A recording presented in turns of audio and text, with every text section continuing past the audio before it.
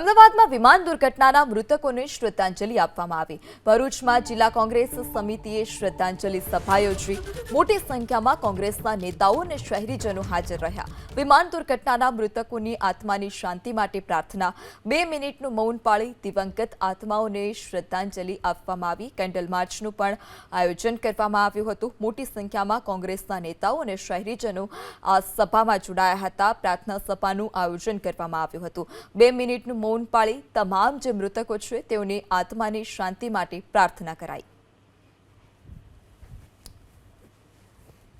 આજે અમે સમસ્ત ભરૂચ જિલ્લા મુસ્લિમ સમાજ તમામ ધર્મના લોકો ભેગા થઈ ભરૂચની જંબુસા બાયપાસ ચોકડી ખાતે ભેગા થઈ અને જે લોકો ગંભીર પ્રકારના બીમાર ઇજાગ્રસ્ત થયેલા છે તે વહેલી તકે સાજા થાય એમના માટે અહીંયા એક દુઆનો પ્રોગ્રામ રાખવામાં આવેલો અને જે લોકો આ વિમાન દુર્ઘટનામાં મૃત્યુ પામેલા છે અલ્લાહ તાલા એમને જન્નત નસીબ કરે ને એમના માટે શ્રદ્ધાંજલિનો પ્રોગ્રામ તમામ ધર્મના લોકો ભેગા થઈને અમે અહીંયા ભેગા થયેલા છે।